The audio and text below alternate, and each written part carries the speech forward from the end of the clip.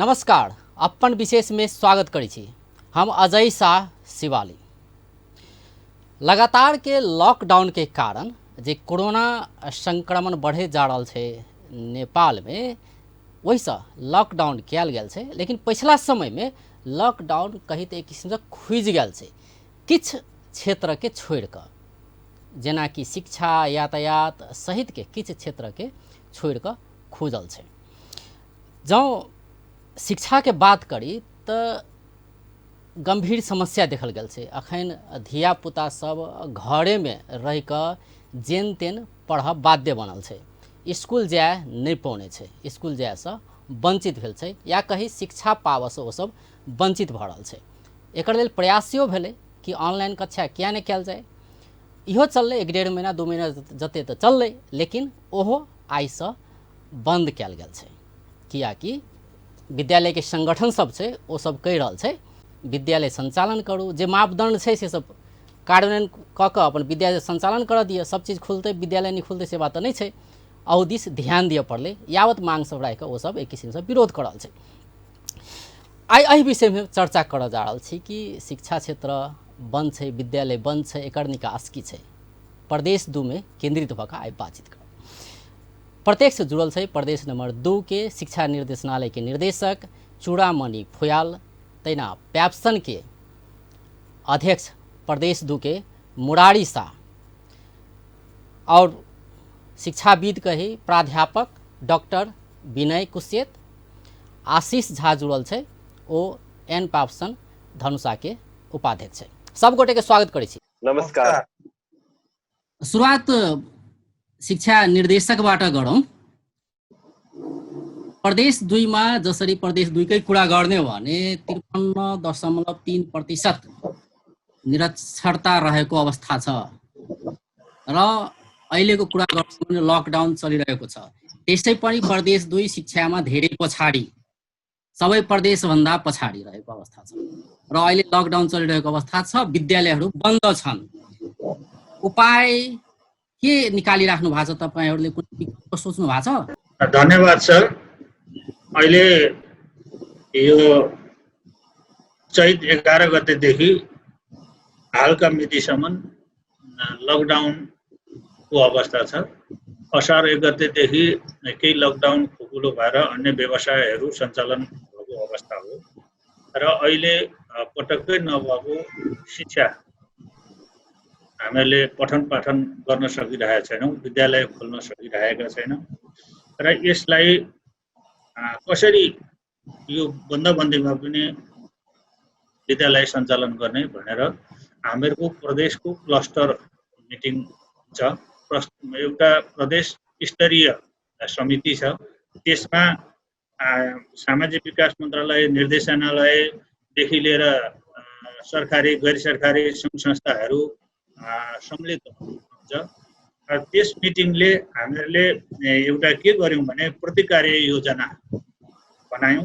प्रतिकार्य योजनाले लकडाउनमा के कसरी किन कहिले कहाँ के गर्न सकिन्छ भनेर सामाजिक विकास मन्त्रालयलाई त्यो प्लान गर्यौँ र त्यो प्लानमा अब यो लकडाउनको बेला शिक्षण सिकाइलाई, विद्यार्थीलाई सक्रिय बनाउनको लागि 4 वटा विकल्पहरू हामीले निकाल्यौँ। एउटा टिभी शिक्षा हुन सक्छ, अर्को रेडियो शिक्षा हुन सक्छ, अर्को चाहिँ विभिन्न एप्सहरू मार्फत हुन सक्छ र अर्को चाहिँ सन्दर्भ सामग्रीहरू वितरण गरेर हुन सक्छ। यो कुरा हामीहरूले निष्कर्ष निकाल्यौँ र निष्कर्ष निकाल्यौँ हामीहरूको चाहिँ। अनि पहुँचको स्थिति के छ त भन्दै जाँदाखेरि सबैभन्दा थोरै टिभीको पहुँच देखियो। अनि त्यस पछाडि गएर यो स्मार्ट फोन सञ्चालन गर्नेमा त्यसमा देखियो। अनि अलिकति राम्रो स्थिति भनेको एफएममा देखियो र हामीहरूको प्रदेशमा अघि हजुरले भनिहाल्नुभयो साक्षरताको स्थिति न्यून छ, मान्छेहरूको आय स्तर कमजोर छ र एउटा एफएम पनि नराख्ने अवस्थाका मान्छेहरू हुनुहुन्छ। मोबाइल भए पनि सामान्य खालको मोबाइल छ र मोबाइलै नहुने मान्छेहरू पनि गरियो। अनि यसरी गर्दाखेरि कसरी समानता हुन सक्छ त? जनकपुर मात्रै सुनेर भएन, जनकपुरको खजुरीमा पनि सुन्नु पर्यो। अब सिरामा मात्रै सुनेर भएन, सिराहाको तल बोर्डर छेउमा पनि सुनिनु पर्यो। यसमा हामीहरूको व्यापक छलफल भयो। तर छलफल हुँदाखेरि अब त्यसो भए कम्तीमा पनि क्वारेन्टाइन भएका विद्यालयहरूमा यो हामीहरूले सन्दर्भ सामग्रीहरू बाँडौँ त भनेर बाल विकास केन्द्रका विद्यार्थीहरूदेखि लिएर कक्षा 5 का विद्यार्थीहरूमा युनिसेफको सहयोगमा सन्दर्भ सामग्रीहरू बाँड्यौँ। त्यसमा चाहिँ 47,147 सन्दर्भ सामग्रीहरू हामीहरूले भाइ बहिनीका हातमा पुर्यायौँ। त्यो एउटा कार्य गऱ्यौँ। र यो विपदको अवस्थामा कस्तो हुँदो रहेछ भने यो शिक्षा चाहिँ जहिले पनि प्राथमिकता क्रममा तल्लो पर्दो रहेछ। तर पहिला मान्छेले ज्यान जोगाउने प्रयास गर्दो रहेछ, त्यस पछाडि खान खोज्दो रहेछ र सुरक्षित ठाउँमा बस्न खोज्दो रहेछ। त्यति पूर्ति भइसकेपछि मात्रै शिक्षाको प्राथमिकता आउँदो रहेछ। भनेपछि प्रदेश 2 चाहिँ विकल्प खोजिरहेको छ कि के गर्न सकिन्छ हैन? विभिन्न किसिमका प्रविधिका लागेको पनि छ, केही मात्रामा कार्यान्वयन पनि भएको छ भनेर तपाईले भनिराख्नु भएको छ। मुरारीज्यू, हजुर सर, तपाईहरूले अनलाइन कक्षा दिइराख्नु भएको थियो र आज बन्द गर्नुभयो, किन? अब म अलिकति डिटेलमै भनौँ। सबभन्दा पहिले मेरो नमस्कार सबैलाई। र यो अनलाइन कक्षा जुन बन्द भयो अहिले भर्खरै आजदेखि सुरुवात गरेछौँ हामीले, वास्तवमा एउटा हाम्रो आन्दोलन नै सुरु भएको हो। यो सरकारको विरुद्धमा निजी विद्यालयहरूले एउटा आन्दोलन सुरुवात गरेको हो। किन भएको भने हामीले सुरुवात गर्यौँ चैत 11 गतेदेखि जब हाम्रो यो लकडाउन भयो।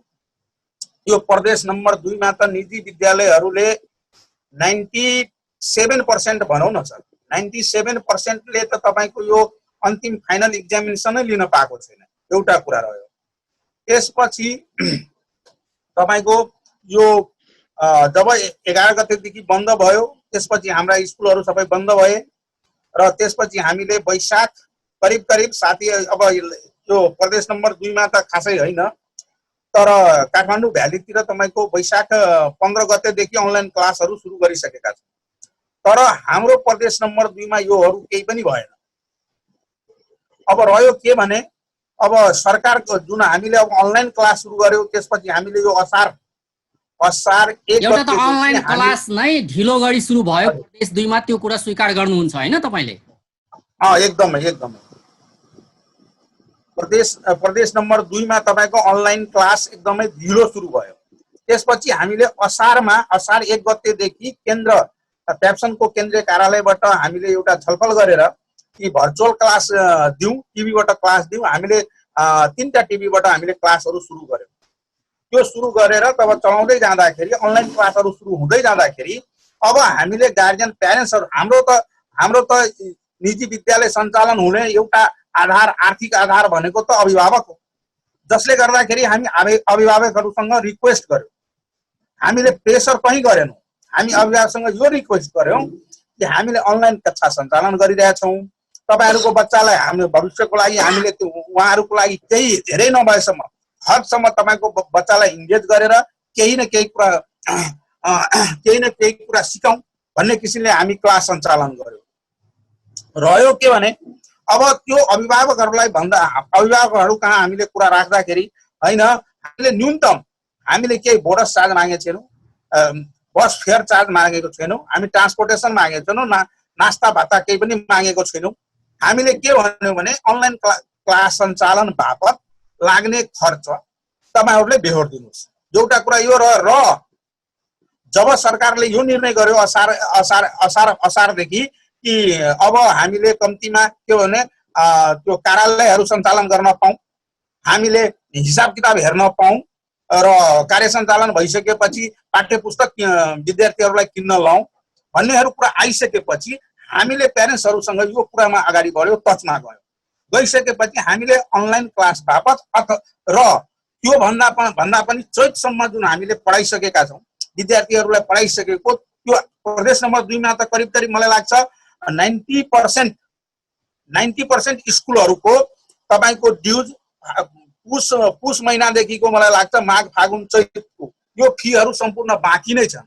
धेरैको त 6 महिनाको होला, तर जुन एउटा व्यवस्थित विद्यालयहरूको तपाईको आशीषजी तपाईँले के लाग्छ स्कुलको विद्यार्थी भनौँ न विद्यार्थीहरूप्रतिको दायित्वको कुरा होला होइन किनभने अहिले एक किसिमले सङ्कटको समय छ विषम परिस्थिति छ होइन दिनका दिन कोरोना सङ्क्रमितहरू बढिरहेको अवस्था छ यस्तो अवस्थामा विद्यालयहरूको पनि दायित्व हुन्छ जहाँसम्म प्रदेश 2 को कुरा गर्ने हो भने मुरारीजीले पनि भन्नुभयो कि यहाँ ढिलो गरी सुरु भयो अनलाइन कक्षा होइन अब यसको प्रभावकारिता कति रह्यो रहेन यो कुरा पछि फेरि मूल्याङ्कन हुँदै गर्ला विश्लेषण हुँदै गर्ला होइन तर मैले के बुझ्न खोजेँ भने तपाईँबाट यहाँ ढिलो चाहिँ किन सुरु भयो होइन कारण चाहिँ के रह्यो तपाईँहरू त अब यो निजी विद्यालयका सङ्गठनमा हुनुहुन्छ आबद्ध हुनुहुन्छ किन चाहिँ ढिलो गर्नुभयो र अहिले आएर फेरि बन्द गर्ने निर्णय गर्नुभयो म चाहिँ यहाँलाई के जानकारी गराउन चाहूँ भने म जनकपुरको कन्टेस्टमा भन्दैछु है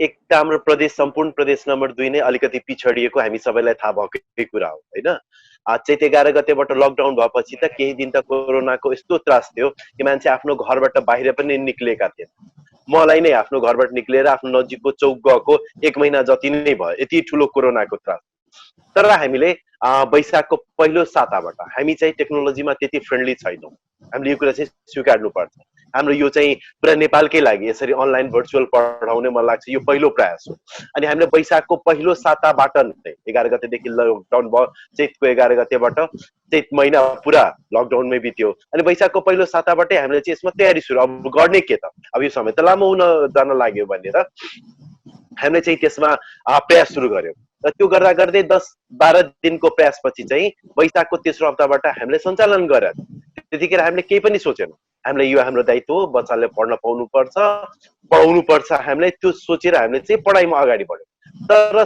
राज्यले के गर्यो भने म षड्यन्त्रपूर्ण तरिकाले भन्छु म फेरि पनि रिपिट गर्न चाहन्छु षड्यन्त्रपूर्ण तरिकाले राज्यले चाहिँ के गर्यो भने आफ्नो विद्यार्थी संगठन अरूहरूलाई उचालेर ए बाबा प्राइभेट स्कुल हो हामी सबैले बुझ्नु पर्यो कसरी धान्छ त उसले धान्ने नै उसको एकमात्र स्रोत अभिभावक ज्यूहरू हुनुहुन्छ अभिभावक ज्यूहरूले गर्नु भएन भने अरू कुनै ठाउँबाट आउँदैन उहाँहरूले यो भन्नुपर्ने थियो हामी छिमेकी राष्ट्रकै एक्जाम्पल लिउँ न अरू देशहरूको एक्जाम्पल लिउँ न त्यहाँ कसरी के गरिरहेछन् बकाइदा कोर्टले पनि भनेको छ कि हो तपाईँहरूले चाहिँ मासिक शुल्क लिनुहोस् भन्ने यातायातको शुल्क नलिनुहोस् भन्नुहोस् ठिक छ अहिले आएर मुरारी सरले त भन्नुभयो आन्दोलन खास उहाँले आन्दोलन भन्दा पनि म चाहिँ के भन्न चाहन्छु भने नसकेर अब निजी विद्यालयहरूले चाहिँ बन्द गरे यो आन्दोलन भन्दा पनि हामीले यतिसम्म त जसरी पनि तान्यौं केही नभए पनि हाम्रो जति सक्यो त्यति गर्यो अब चाहिँ सक्नु भने अब चाहिँ नसक्ने भएर चाहिँ हामीले चाहिँ हात जोड्न चाहिँ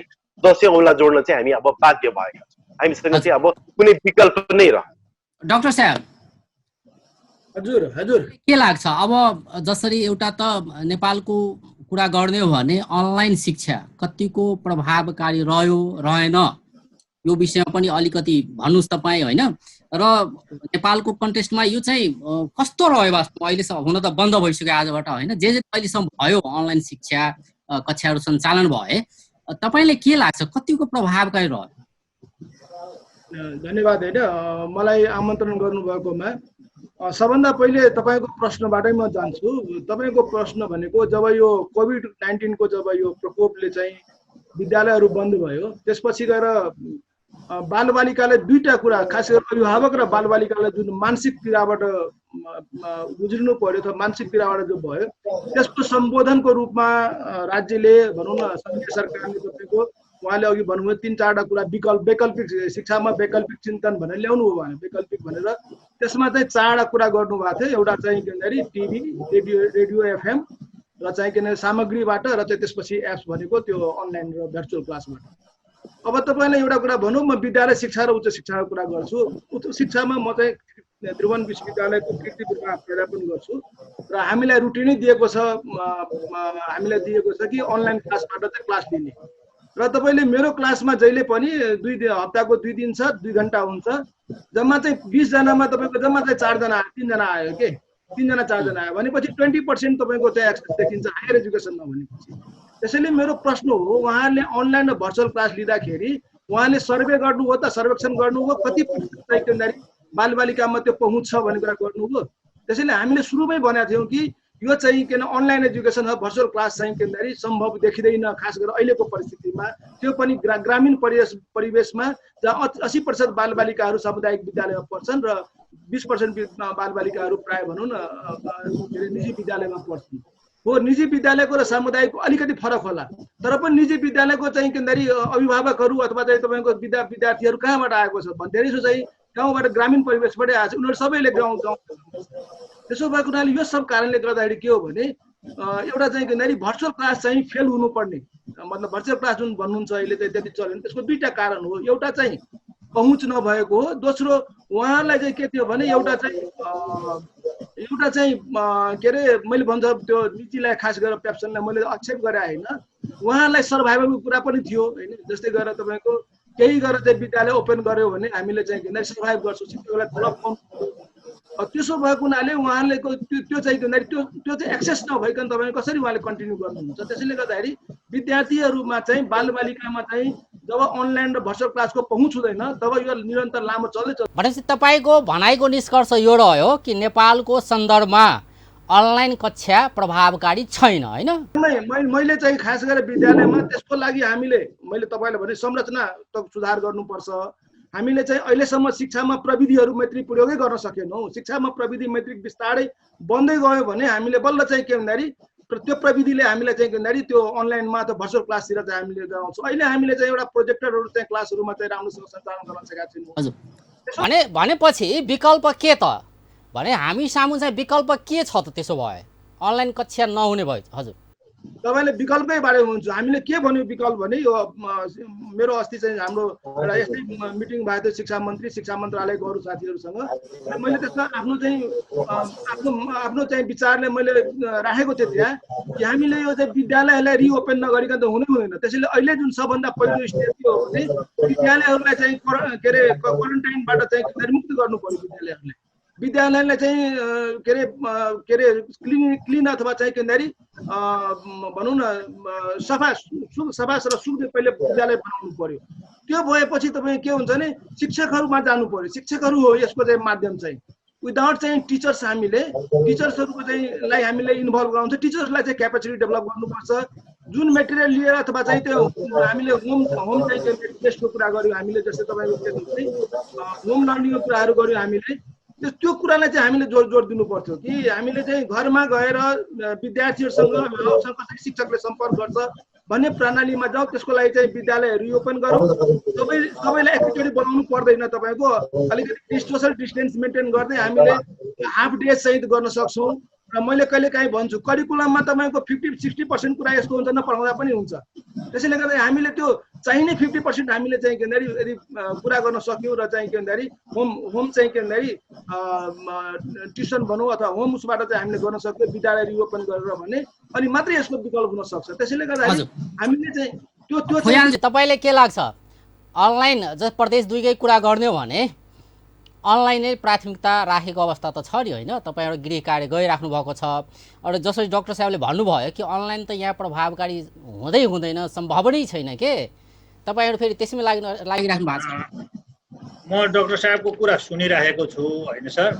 अब यसमा पनि हामीहरूले धेरै सर्वेक्षण गरेको छ। यो हामीहरूको प्रदेश स्तरीय समितिले अनलाइन एजुकेसन चाहिँ सामुदायिक विद्यालयको हकमा यो चाहिँ प्रदेश 2 मा पनि हुन सक्दैन।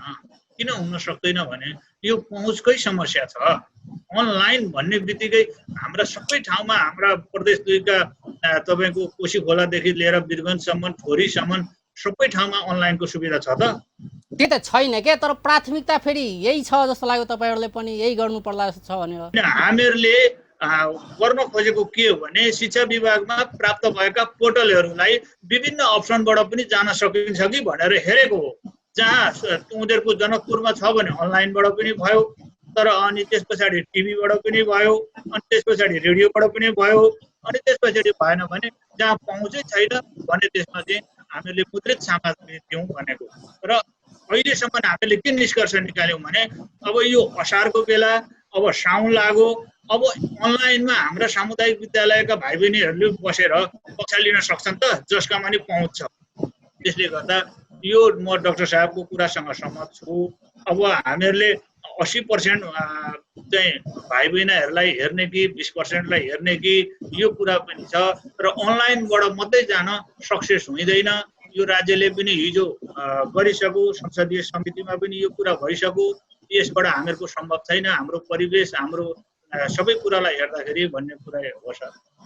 मेरो यसमा चाहिँ त्यसैले मैले के भन्दाखेरि होम स्कुलिङ सबभन्दा बेस्ट नेपालको लागि, हाम्रो ग्रामीण परिवेशको लागि सबभन्दा राम्रो हामी होम स्कुलिङ भन्छौँ त्यसलाई। होम स्कुलिङ भनेको के हो भन्दाखेरि विद्यालय र चाहिँ के भन्दाखेरि परिवार घर परिवारको बिचमा चाहिँ के भन्दाखेरि सम्बन्ध स्थापना गरेर हामीले स्कुल एउटा सञ्चालन गर्नु पर्यो के।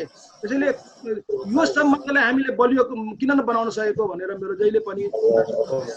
हजुर मुरारीजी, तपाईलाई के लाग्छ अब तपाईहरुले त अनलाइन जे जति भइरहेको छ जसरी चाहिँ उहाँहरूले भन्नुभयो कि प्रभावकारिताको कुरा डाक्टर विनय उहाँले चाहिँ भन्नुभयो कि प्रभावकारिता रहेन, तपाईहरु चाहिँ अनलाइन कक्षा दिने हैन सरकारवाला निकायहरु हैन, तपाईहरुले चाहिँ के मूल्याङ्कन गर्नुभयो त अहिलेसम्म हैन कि अनलाइन कक्षा कतिको प्रभावकारी रह्यो त? दिनु त भयो तर प्रभावकारी चाहिँ कतिको रह्यो? अनलाइन क्लास वास्तविक हाम्रो प्रदेशमा प्रभावकारी छैन। म सहमत छु, सरहरूले जुन भन्नुभएको छ त्यो कुरासँग सहमत छु। त्यो तर एउटा इन्गेज गर्ने मात्रै यो आधार मात्रै देखिएको छ यहाँ।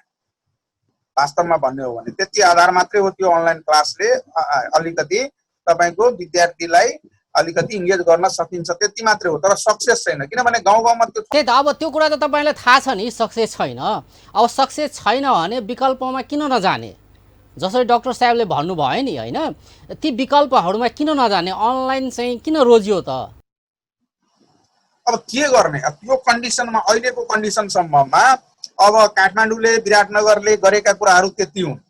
हामीले प्रदेश नम्बर 2 मा अर्को विकल्प भनेको हामी कन्टिन्यू क्लास चलाउनु पर्यो, प्रत्यक्ष क्लास चलाउनु पर्यो, अनि मात्रै सम्भव छ। यसको लागि सरकारसँग बारम्बार कुरा नभएको होइन, हाम्रो पुरै फरक छ। अब क्लास चलाउने हामीले त पहिला स्कुल कसरी सञ्चालन गर्न सक्ने त्यो प्रब्लम सबभन्दा ठुलो कुरो हो।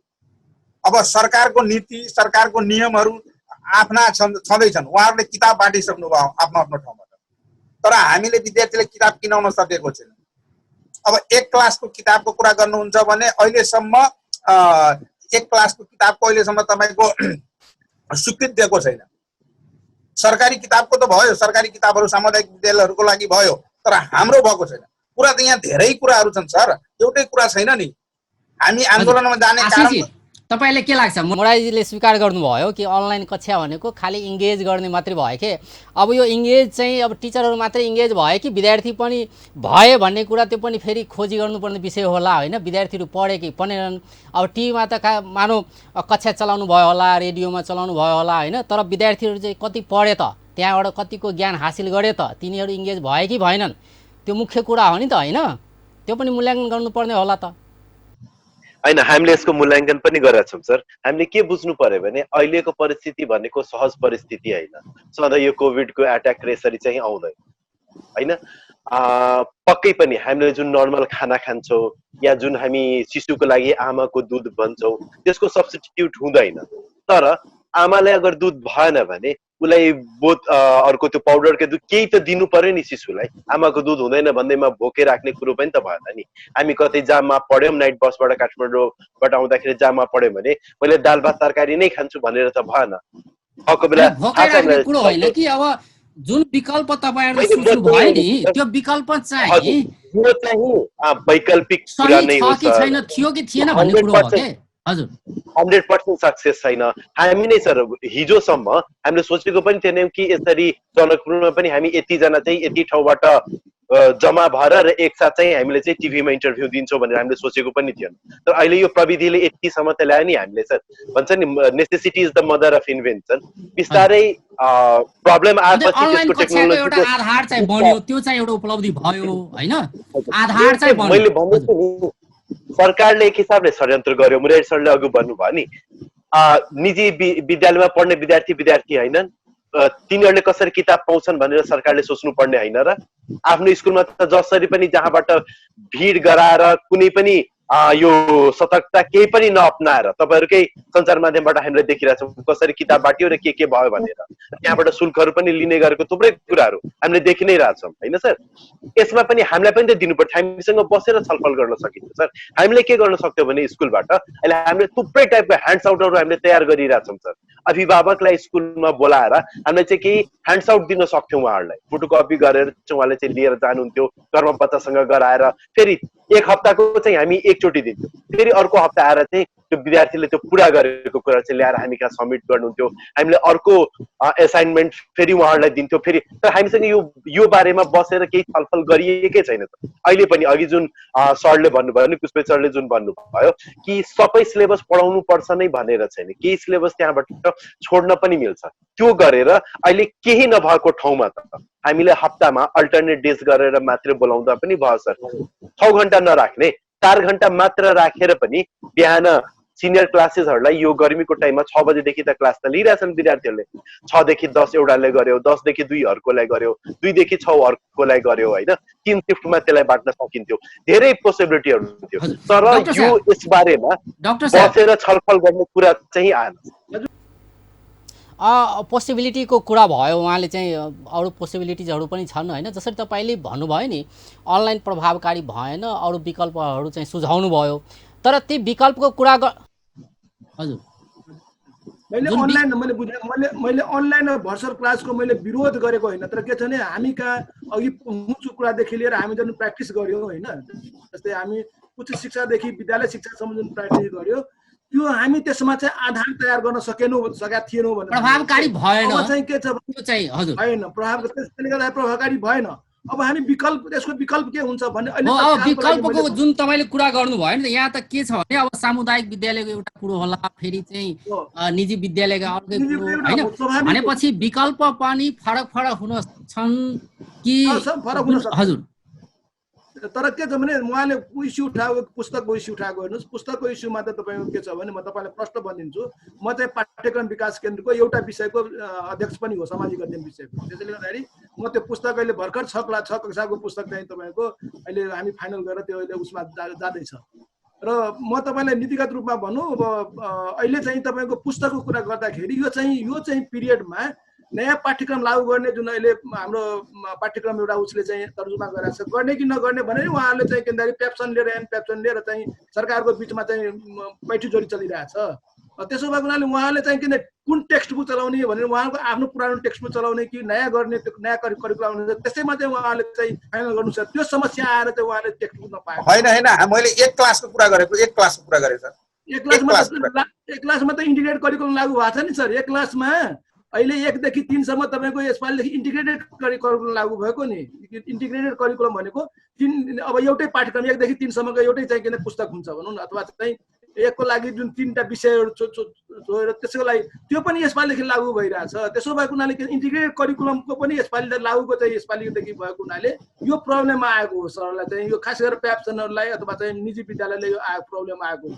खालि यो चाहिँ त्यसैले टेक्स्ट बुकको एउटा कुरा हो। मैले खालि मेरो भनाइ के हो भने तपाईँको के भन्दाखेरि विकल्पहरू छान्दाखेरि हामीले जुन सही हाम्रो समय परिस्थिति अनुसार, जस्तै सामुदायिक विद्यालयले एउटा विकल्प छान्न सक्छ भने हुनसक्छ चाहिँ निजीहरूको चाहिँ एउटा विकल्प होला के। जस्तै उहाँले एउटा कुरा राम्रो भन्नुभयो आशिषजीले चाहिँ के भन्दाखेरि हाम्रो चाहिँ अल्टरनेटिभ भनेको चाहिँ के भन्दाखेरि कसरी हामीले समयलाई बाँड्न सक्छौँ, कसरी विद्यालयलाई रिओपन गरेर कुन किसिमबाट कोभिडको चाहिँ उसबाट जोखिमबाट पनि बचाउने बच्चालाई होइन, अभिभावकहरूलाई बच्चाहरूलाई, र चाहिँ हाम्रो शिक्षण सिकाइलाई पनि अगाडि बढाउने यो चाहिँ प्रविधिमा जानु पर्यो। त्यसको लागि बेस्ट चाहिँ 3टा कुरा, 2टा हो। एउटा चाहिँ जहाँ सक्छ त्यहाँ त अनलाइनको कुरा भयो, तर त्यो चाहिँ सक्ने भनेको मैले होम स्कुलिङ भने, होम स्कुलिङको कन्सेप्ट चाहिँ उहाँले भन्नुभएको। होम स्कुल भनेको स्कुलसँग र चाहिँ विद्यालय परिवारसँग भनौँ न अभिभावकसँग कसरी ती दुईटालाई चाहिँ इन्टरलिङ्क गर्ने हो एजुकेसनलाई, शिक्षालाई है। हुनसक्छ कुनै अभिभावकले आफ्नो बालबालिकालाई आफैले पनि पढाइदिन सक्छ, हेर्नुहोस् है, कतिपय अभिभावकहरूले होइन।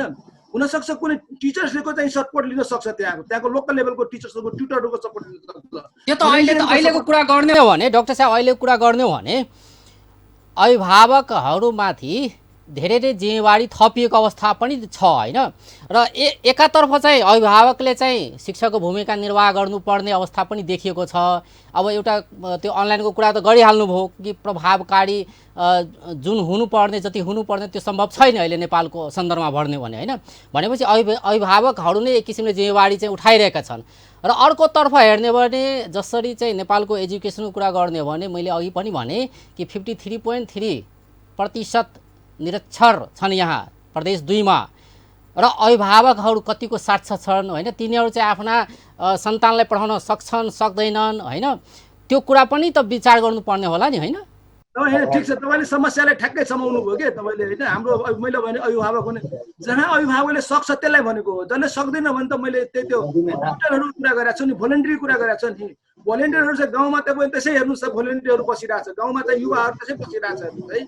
त्यो भोलिन्टियर हामीले युज गर्न सक्छौँ नि। हाम्रो रिफरेन्स मेटेरियल, स्कुलको मेटेरियलहरूलाई, स्कुलको सामग्रीहरूलाई, पुस्तकहरूलाई लागेर बालबालिकासँग चाहिँ कसरी हामीले जोड्ने भन्ने काम त गर्न सक्थ्यौँ नि। त्यसको लागि कम्तीमा सबभन्दा पहिले विद्यालय नै तपाईँ के छ भने शुद्धिकरण गर्नु पर्यो। अहिले क्वारेन्टाइनबाट छ सबै विद्यालय छ, अब नो क्वारेन्टाइन भन्ने विद्यालयमा जानु पर्यो पहिलो कुरा।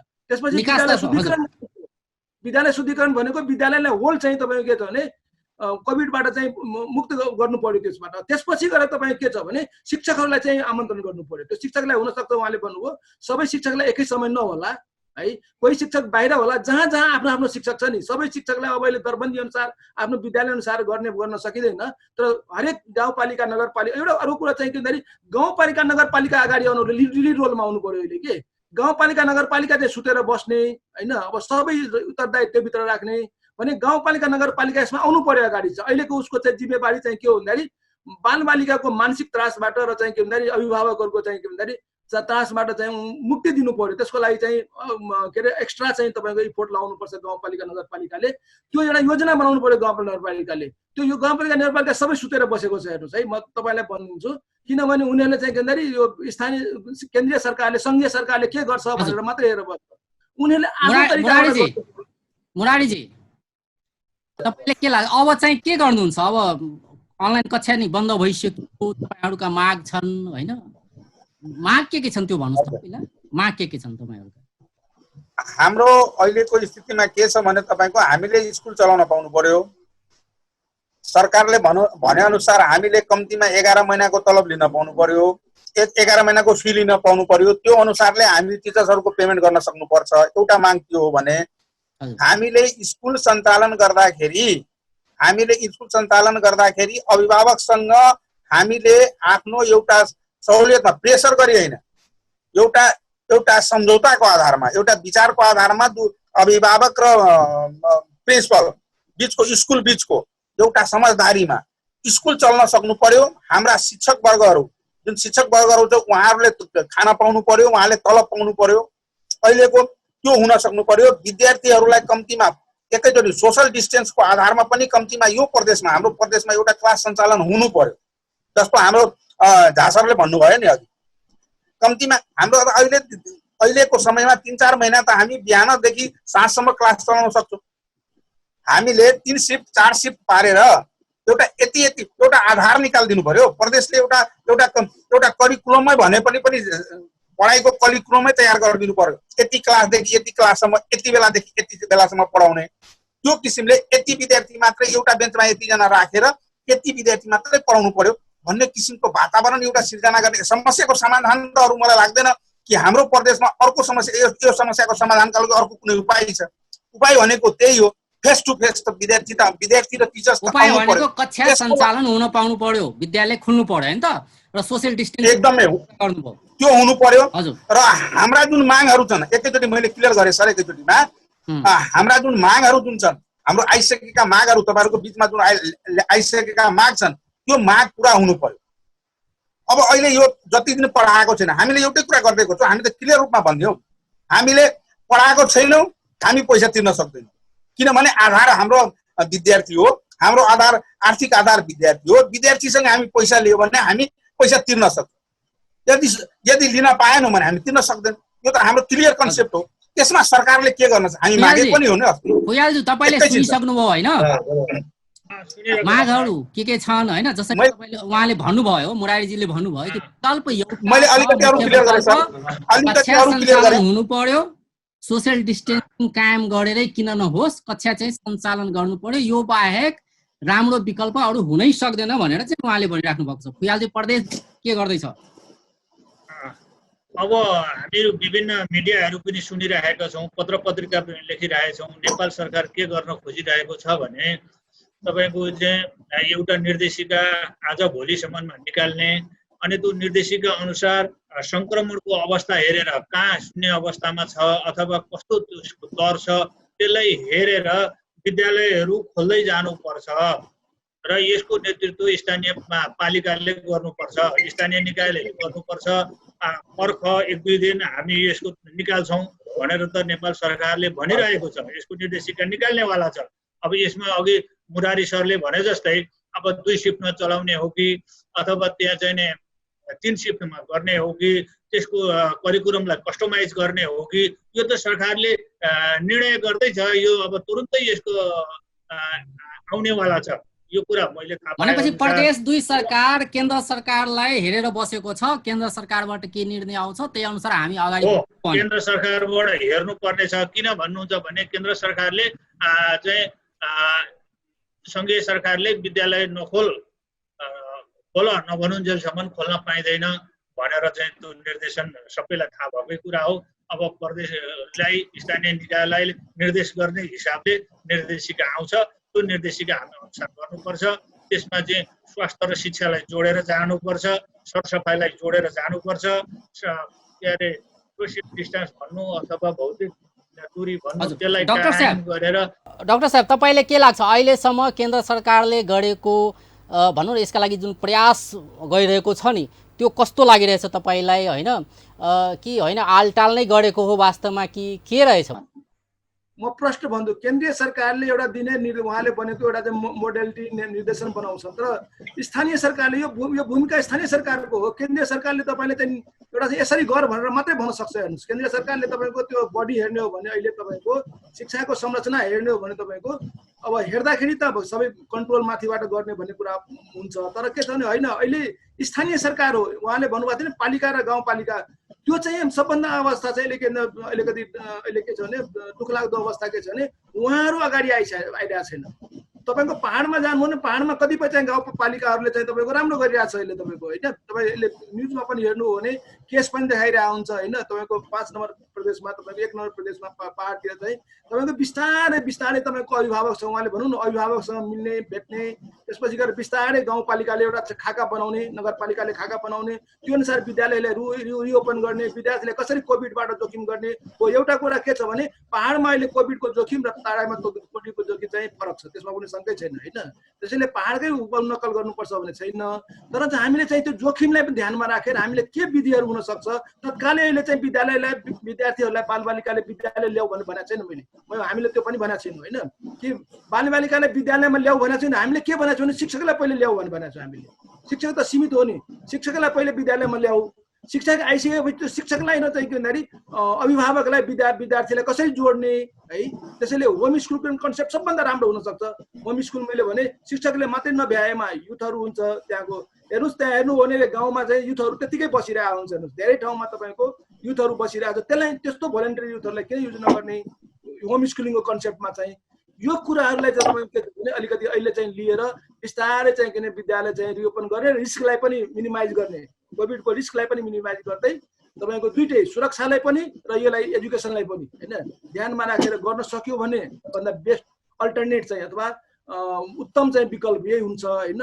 अहिले तपाईँको रिओपन जस्तै स्थानीय तहले पनि त केन्द्र सरकारलाई नै मुख तागेर बसेका छन्। जरुरी छैन। शिक्षामा स्थानीयले चाहिँ तपाईँको सरकार हो। हेर्नुहोस्, शिक्षाको संविधानको अनुसूची हेर्ने हो भने संविधानले त मूल त शिक्षालाई तपाईँको स्थानीय लाई नै गरेको छ। त्यसले गर्दाखेरि उनीहरूले आफ्नो कानुन बनाएर उनीहरू एउटा कानुन बनाउनु पर्छ, होइन। उनीहरूको चाहिँ ऐन कानुन बनाउनु पर्छ। ऐन कानुनबाट शिक्षालाई कसरी लाने भनेको उनीहरूलाई स्वतन्त्र छ। हेर्नुहोस् है, खालि के छ भने फेसिलिटेट गर्ने काम मात्रै चाहिँ के भन्दाखेरि सङ्घीयको सङ्घको हो। अब व्यवहारमा चाहिँ के भन्दाखेरि सबै कुरा मुक्त राख्ने शिक्षा भनौँ माथि केन्द्रीकृत हामीले बगिरहेको हुनाले त्यो कुरा हो। तर व्यवहारमा के अरे अहिले चाहिँ गर्न सक्छ यदि चाह्यो भने स्थानीय सरकारले गर्न सक्छ र कुनै स्थानीय सरकार चाहिँ यदि त्यसमा अगाडि आयो भने त्यसले राम्रो गर्न सक्छ जस्तो मलाई लाग्छ, खास गरेर सामुदायिक विद्यालयको सन्दर्भमा है। अब स्थानीय सरकारले तपाईँको के छ भोलि चाहिँ निजी विद्यालयहरूलाई पनि तपाईँको सहयोग गर्न सक्छ भनौँ न। जस्तै उहाँले भन्नुभयो मलाई एउटा कुरा, पहिलेको फी राखेर अहिले चाहिँ फी उठाउँछ अभिभावकले मान्दैन। हेर्नुहोस् अहिले अभिभावकलाई चाहिँ के अरे स्थानीय सरकार बसेर र उहाँको पेप्सनको बसेर उहाँले चाहिँ एउटा चाहिँ सम्झौता चाहिँ गर्नुपर्छ। त्यसमा चाहिँ तपाईले के लाग्छ स्थानीय सरकारले पनि अग्रसरता देखाउनु पर्यो, किनभने माध्यमिक शिक्षा त स्थानीय तहकै भित्र छ होइन, भनेपछि स्थानीय तहले चाहिँ यसमा चाहिँ केही गर्नु पर्यो होइन, केन्द्र सरकारको मुख ताक्नु भएन जस्तो लाग्छ तपाईलाई? होइन सर, यहाँ त यस्तो छ सर, बजेट बाँड्ने कुरा भयो भने, बजेट खर्च गर्ने कुरा भयो भने मेरो मेरो मेरो सबैले भन्दै आउँछन् सर। तर जहाँ रेस्पोन्सिबिलिटी लिने कुरा आउँछ, जहाँनिर केही गर्नुपर्ने कुरा आउँछ, त्यहाँ हरेकले चाहिँ अरूलाई पछ्याउने गर्छन्। हामीले देखेको चाहिँ अहिलेसम्ममा चाहिँ त्यही हो सर।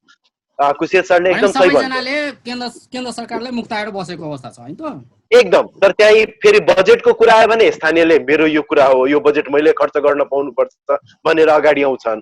तर जब होइन लकडाउन कहाँ छ सर, हामी बाहिर निक्लेर हेरौँ त कुन ठाउँमा लकडाउन छ? मैले त कहीँ पनि लकडाउन देख्दिनँ, कुनै ठाउँमा न केही पाल्ना भेला हुन पाइएकै छ, विवाह भएकै छ होइन, जमघट भएकै छ होइन।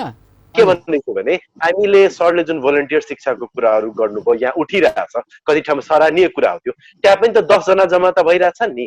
हामी कुनै एउटा घरको आँगनमै बसेर पनि त्यो दलान जुन हामी भन्छौँ, दलानमै बसेर 10 जनालाई राखेर त्यहाँ जुन पढाउने गरेछ, त्यही 10 जना मात्रै एउटा कार्यविधि लाओस् न। एउटा कक्षामा 10 जना भन्दा बेसी विद्यार्थी राखेर पढाउन पाइँदैन है भनेर हामी 10 जना मात्रै राखेर पढाउँछौँ। तर कार्यविधि त ल्याउनु पर्यो नि।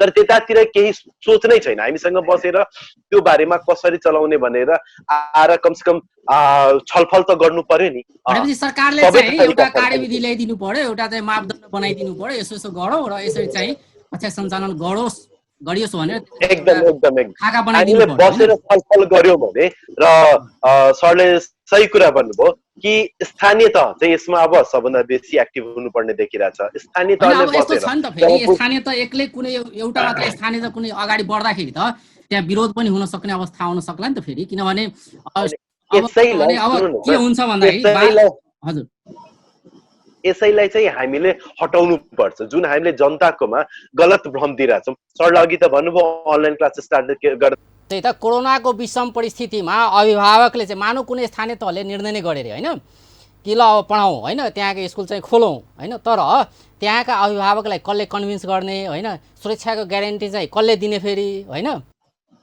पनि त प्रश्न छ नि त। होइन मैले त्यही भन्दैछु, अलिकति मैले टच गरेँ यसमा।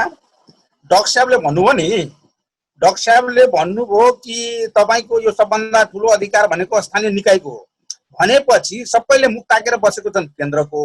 प्रदेश सरकारले त एउटा निर्देशन दिनु पर्यो नि स्थानीय निकायलाई, ल तिमीहरूले कसरी सक्छौ आफ्नो स्थानीय निकायमा कसरी विद्यालयहरू सञ्चालन गर्न सक्छौ, एउटा विधि बनाऊ अथवा यस्तो किसिमको विधि हामीसँग छ, त्यो विधि अनुसार तिमीहरू स्कुल चलाऊ, स्कुलहरूलाई खोल्ने वातावरण बनाऊ र यसरी विद्यार्थी पढाऊ भन्ने एउटा निर्देशन त आउनु पर्यो नि। स्थानीय निकायलाई पनि सोद्धाखेरि के भन्छ भने प्रदेश सरकारको भूमिका चाहिँ के छ फुयालज्यू? त्यसो भए त्यही त भनेको प्रदेश सरकारले के गर्न सक्छ आफ्नो ठाउँबाट। ल उहाँको भनाइ चाहिँ प्रदेश सरकारको भूमिका के छ? त्यसो भए केन्द्रलाई नै मुक्त प्रदेश सरकार पनि छैन भने होइन, शिक्षा मन्त्रालयले पनि कुरा यही गरिरहेछ। शिक्षा मन्त्रालयले पनि त कुरा यही गरेको छ नि यसले कि तपाईँको स्थानीय निकायको कुरा गरिदिन्छ नि, स्थानीय निकायहरूमा के कहाँ कसो त्यो गरेर गर्नु। तर हामी संहितामा गइसकेका छौँ होइन, संहितामा गइसकेका छौँ भनेपछि थानेको पनि आफ्नै जिम्मेवारी, प्रदेशको पनि आफ्नै जिम्मेवारी होला, आफ्नै निर्णयहरू लिन सक्छन् होइन। भनेपछि प्रदेश सरकारले पनि एउटा ठोस निर्णय लिनु पर्यो नि कि केन्द्रलाई नै हेरेर बस्ने हो? एकदमै हो सर, एकदमै हो, त्यो हुनु पर्यो नि त, एउटा निर्णय आउनु पर्यो नि। हामीले पेप्सन एन्ड पेप्सनले बसाएर यहाँ कुरा राख्नु पर्यो नि त। होइन, यहाँ म के भइरहेको देख्छु भने सबैको संविधानले स्थानीय तहको, प्रदेश तहको र सङ्घीय तहको सबैले कानुन के अरे संविधानमा अधिकार बाँडफाँड गरिएको छ। त्यो बाँडफाँड गरिएका कुराहरू आफूले के गति गर्ने भन्ने कुराहरूमा बुझाएको अथवा गराएको तपाईँहरूले भनेको कुरा सही छ। अब हिजो हामी एउटा प्र्याक्टिसमा हिँडिरहेका थियौँ, अब केन्द्र सरकार के भनिरहेको छ भने अब मन्त्रालयको निर्णय बिना विद्यालय खोल्न पाइँदैन भनेर भनिरहेको छ। अब स्थानीय तह र प्रदेश सरकारले हामीहरूले त्यही मानेर बसिरहेका छौँ, यो सत्य कुरा हो। अनि अब प्रदेश सरकार पनि र स्थानीय तह पनि यो हाम्रो अधिकार हो, हाम्रो प्रदेशभरिमा हामी विद्यालय खोल्न पाउँछौँ। हामी चाहिँ के अरे विभिन्न उपायहरू अपनाएर स्वास्थ्य शिक्षाका कुराहरूलाई जोडेर सेनिटाइजरहरू प्रयोग गरेर दूरी कायम गरेर हामी गर्न सक्छौँ भन्ने विषयमा छलफल मात्रै भएको छ, तर कार्यान्वयनमा आएको छैन। हाम्रो रियल भनेपछि उनीहरू पनि अगाडि सर्नु पर्यो हैन, के एउटा ठोस सबै सर्नु पर्यो। अघि डाक्टर साहबले भन्नुभयो नि त शिक्षाको अधिकारहरू सबै छ भन्ने कुरा त हामी सबै छौँ। जब लिने बेलामा चाहिँ अधिकारको कुरा सबै आउँछ, तर सामाजिक उत्तरदायित्व वहन गर्ने कुरामा चाहिँ केन्द्रको मुद्दा लिएर बसेको छ। हामी पनि अब मुरारीजी अब हामी अन्त्यतिर पनि आइसकेका छौँ। मुरारीजी करिब 4 महिना हुन लाग्यो होइन, चैत्र 11 गतेबाट लकडाउन सुरु भयो, त्यो बेलादेखि नै विद्यालय बन्द छन्। अबको अहिलेको सिनेरियो भन्यो भने जसरी अनलाइन कक्षा सञ्चालन भयो, तपाईँहरूले चाहिँ यसको शुल्क चाहिँ दिनु पर्यो भनेर चाहिँ माग गरिराख्नु भएको छ र अर्कोतर्फ जुन रेगुलर फी तपाईँहरूले लिइराख्नु भएको थियो नि अहिलेसम्मको होइन, चैतदेखि अहिले त असार सकियो अब होइन, भनेपछि चैतदेखि असारसम्मको फी अभिभावकबाट लिने कि तपाईँहरूले मिनहा गर्ने कि यस सम्बन्धी तपाईँहरूले निजी विद्यालयका सङ्गठनहरूले कुनै निर्णय गर्नुभएको? हजुर, यसको बारेमा हामी अहिले तपाईँको वास्तविक धेरै कुरा गरेका छैनौँ। हामीले त एउटा कुरा मैले सुरुमा पनि भनिदिएको छु तपाईँलाई, यसमा हामी पढाएको छैनौँ, अभिभावकले पैसा दिँदैन, हामी कर्मचारीलाई पैसा दिन सक्दैनौँ। एउटा कुरा एकदम क्लियर रूपमा कन्सेप्ट हाम्रो आइसकेको कुरा हो। तर यो विद्यालयहरूको बारेमा जुन अहिले समस्याहरू जुन आएको छ, मालपोतमा गएर हेर्नुहोस् त, चैत्रदेखि असारसम्मको भनौँ न मासिक शुल्क तपाईँहरूले चाहिँ माग गर्नु भएको छैन, माग्नु हुँदैन? छैन, हामी मागेकै छैनौँ।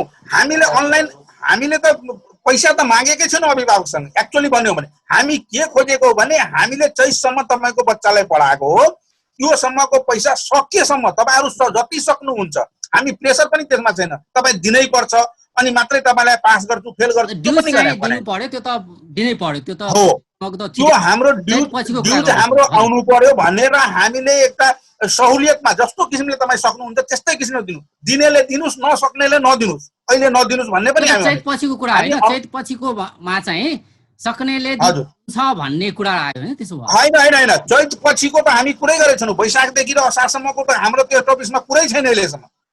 सरकारसँग हामी कुरा गर्दाखेरि, शिक्षा मन्त्रालयसँग कुरा हुँदाखेरि हामीले कम्तीमा यदि तपाईँहरूले भन्छ शिक्षकलाई तलब दिनु भन्नुहुन्छ भने हामी 11 महिनाको कम्तीमा तलब लिन पाउनुपर्छ भन्ने हाम्रो माग हो। त्यहाँ त्यो कुरा हो। यदि त्यो पनि गर्न सक्नुहुन्न भने सरकारले हामीलाई सहुलियत रेटमा एउटा ऋण दिने वातावरण बनाइदिनुहोस्। जुन स्कुलको कस्तो स्कुल छ,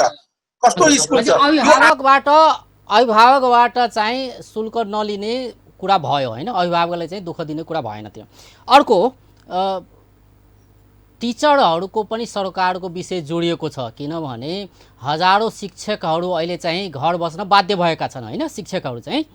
भनेपछि उनीहरूको लागि पनि त सोच्नुपर्ने होला नि, उनीहरूलाई तलब तपाईँहरूले दिने कि नदिने, त्यस विषयमा केही निर्णय? होइन, एकदम सोचेछौँ हामी, उहाँहरूको लागि सोचेका छौँ। हामीलाई त वास्तवमा भन्नुहुन्छ भने हाम्रो प्रदेशमा प्रदेश नम्बर 2 मा त हाम्रो शिक्षकले पैसा मागेकै छैन। त्यो आधारमा त्यो किसिमले हामी आफ्ना स्कुलहरूले आफ्ना शिक्षकहरूलाई आफ्नै किसिमले हामी एउटा सम्बन्ध राम्रो राखेर तपाईँको एउटा अनुरोध गरेर चाहे जसरी होस् हामी मिलाएर बसेछौँ। हाम्रो कहीँ छैन। शिक्षकहरूले पनि बुझ्नुहुन्छ, शिक्षक सरहरूले पनि बुझ्नु भएको छ, हाम्रो कुराहरू सबै बुझ्नु भएको छ। त्यसैले गर्दाखेरि हाम्रो त सबभन्दा के भएको छ भने सरकारले हामीलाई एउटा सिस्टम डेभलपै गर्न सकेको छैन के। त्यो आधार गएर मालपोतमा हेर्नुहोस् त, तरकारी बजारमा गएर हुन्छ, जनकपुरमै तपाईँहरू बसिरहनुपर्छ, जनकपुरमै हेर्नुहोस् त तपाईँको कहाँ छ सोसल डिस्टेन्स, कहाँ छ, कुन दुनियाँ यातायातको कुरा गरौँ त कहीँ पनि सोसल डिस्टेन्स छैन। तर विद्यार्थी पढाउनलाई हामीले आइसकेका छौँ। डाक्टर साहब, अब के गर्नु पर्ला साँच्चै? सरकारले पनि डिसिजन लिन सकिरहेको छैन होइन। अर्कोतर्फ अलिअलि भइरहेको थियो अनलाइन कक्षा, त्यो पनि बन्द भइसक्यो भनेपछि त सक्नेले चाहिँ आफ्नो छोराछोरीलाई आफै पढाउनु पर्यो होइन, त्यो बाहेक त अरू विकल्प देखिएन यहाँ त।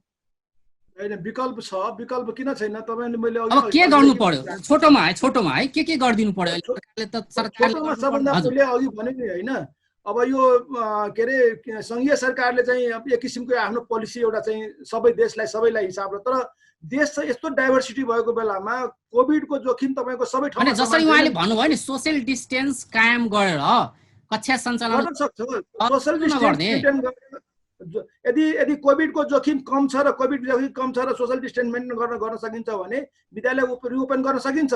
तर 2 नम्बर प्रदेशमा खास गरेर तपाईँको चाहिँ के छ भने अहिले त्यो अवस्था मैले देख्दिनँ। अहिले के देख्छु भने मैले विद्यालयमा विद्यार्थी ल्याउनु भन्दा पहिले चाहिँ विद्यार्थी कहाँ जाने हो, पहिले चाहिँ शिक्षकहरू जाने हो कि अथवा चाहिँ केन्द्रीय जाने, त्यो चाहिँ पहिले प्रोसेस गरौँ। त्यसपछि बिस्तारै चाहिँ के छ भने त्यो हुँदै गयो भने अनि विद्यालय रिओपन विद्यार्थीलाई ल्याउँला के। त्यसैले सुरुमै चाहिँ विद्यार्थीलाई चाहिँ एकचोटि स्कुलमा ल्याउँ भनेर जुन प्याप्सनको अथवा प्राइभेट निजी विद्यालयहरूको छ उहाँलाई मेजर चाहिँ कुरा चाहिँ के मुख्य उहाँको चाहिँ के भन्दाखेरि फी हो अथवा विद्यालय सञ्चालन गर्ने शिक्षकहरू राख्ने भन्ने कुरा हो।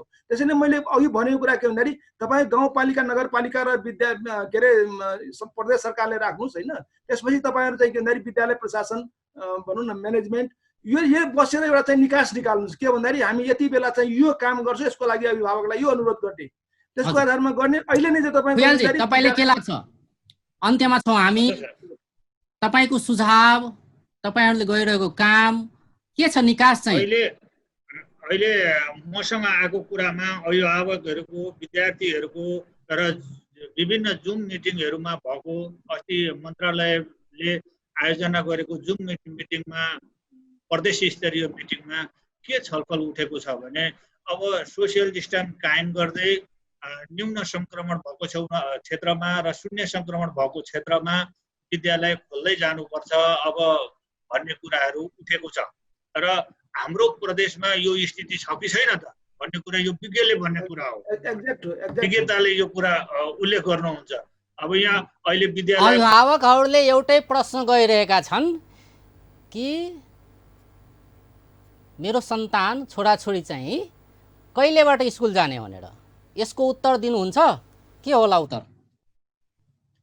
यसको उत्तर भनेको परिस्थिति हेरेर स्थानीय निकायले प्रदेश सरकारसँग समन्वय गरेर अगाडि बढ्नुपर्छ। हामीहरूले फ्याट्टै भनेर अब विद्यालय खोलौँ भनेर खोलिने अवस्था पनि होइन। यो चाहिँ विज्ञतासँग सरसल्लाह गरेर शून्य क्षेत्रमा बिस्तारै बिस्तारै जानुपर्छ। अब विद्यालय खोलिन सकिन भने पनि अब तपाईँको ग्रुप शिक्षामा जानुपर्छ, विकल्पहरू निकाल्नुपर्छ, विद्यार्थीलाई निरन्तर शिक्षा दिने प्रयास गर्नुपर्छ। सरहरूले कम्तीमा यो निर्देशन त गरिदिनु पर्यो नि त स्थानीय निकायलाई होइन। यसो हो मुरारी सर, हामी निर्देशन दिने निकायका होइनौँ। यसमा चाहिँ अब प्रदेश सरकार छ, प्रदेश सरकार म चाहिँ सामाजिक विकास मन्त्रालय पहुँच पुगाइदिनु, सरहरूले पहुँच पुगाउन सक्नु पर्यो नि सर। पहुँच पुगाएर हामीले प्रदेश सरकारसँग गरेर वातावरण बनाइदिनु पर्यो। आउनु पर्यो भने तपाईँको भनाइरह्यो आशिषजी। एकदमै के छ उपाय? तपाईँहरू आन्दोलनमा होइन माग सम्बोधन हुनु पर्यो, विद्यालयले क्षति होइन लगायतका। मैले सुरुमै भनिसकेँ हामी आन्दोलनमा होइनौँ, हामीले नसकेर चाहिँ अब चाहिँ हामीलाई हात जोडेका हौँ। सरकारले चैतसम्मको त फी लिइदिन भन्नुपर्छ नि। चैत पछि वैशाखदेखि यताको कति कर्मचारी यस्ता छन्, कति यस्ता पनि हाम्रा अभिभावक छन् जसलाई कि साँच्चीकै मार परेको छ। तर के यस्ता अभिभावक पनि छन् जुन कि निजामती कर्मचारी हुनुहुन्छ, ब्याङ्कका कर्मचारी हुनुहुन्छ, स्वास्थ्य कर्मचारी हुनुहुन्छ, प्रशासन तर्फको हुनुहुन्छ। उहाँहरूको त तलब त नियमित छ नि, उहाँहरूले त तिर्न सक्नुहुन्छ नि, तिर्न सक्नेलाई त तिर्न दिनुपर्छ नि। यो जुन अनलाइनमा हामीलाई थाहा छ नि हाम्रो अभिभावकहरू कस्तो हुनुहुन्छ भनेर। सक्षम भएको अभिभावकलाई पनि जब हामीले अनलाइनमा नजुटेको देख्यौँ त्यसपछि उहाँहरूले सम्पर्क गर्दाखेरि चाहिँ के आयो भने नि उहाँहरूकोमा एउटा डर कस्तो बसेको छ भने राज्यले कस्तो डर गरिदिएको छ भने अनलाइनमा जोइन भयो भने मैले पैसा तिर्नुपर्छ, जोइन भएन भने मैले पैसा तिर्नुपर्छ। यो त गलत कन्सेप्ट राज्यले राखिदिएको हो नि। ठाउँ ठाउँमा विद्यार्थी सङ्गठनले गएर स्कुलमा तार चलाउने यो गर्ने त्यो विद्यार्थी सङ्गठनको काम होइन नि, त्यो त सम्बन्धित निकायले सरकारको दायित्व हो कि सरकार छैन यो देशमा, प्रशासन ऐन कानुन छैन यो देशमा। अब एउटा कतिसम्म नीति विद्यालय ध्यान दिनु पर्यो भन्ने तपाईको भनाइरहेको। हजुर हस्त सबैजनालाई धेरै धेरै धन्यवाद। धेरै नमस्ते नमस्ते फेरि है सर। दर्शकवृन्द ओछलेत आशिष झा धनुषा एन प्याप्सनको उपाध्यक्ष तहिना जुडल छलेत डाक्टर विनय कुसियत शिक्षाविद, चूड़ामणि फुयाल प्रदेश नंबर 2 के शिक्षा निर्देशक, तहिना पैप्सन के प्रदेश नंबर 2 के अध्यक्ष मुरारी शाह आइ हुनका सबसँ बातचीत करै छलियै कि जे ऑनलाइन कक्षा चलि रहल छलै 1-1.5 महीनासँ वो ऑनलाइन कक्षा निजी विद्यालय के संगठन सब आब बंद कऽ देलकै है। मतलब जेहो कनि मनि होइ छलै ओहो आब बंद भऽ गेलै। हुनका सबके मांग छै, विभिन्न किसिमके मांग सब रखने छै। सहज रूप में विद्यालय संचालन होके चाही, ताहिके बाद राहत के बात सब छै, क्षतिपूर्ति के बात सब छै। ई मांग सब राखि कऽ ओ सब विरोध जनाबि रहल छै कि कहिया धरि अहाँ सब बंद करबै। तत्काल एकटा खोलऽ पड़लै, मुख्य मांग ई छै हुनका सबके। बेस्त नमस्कार।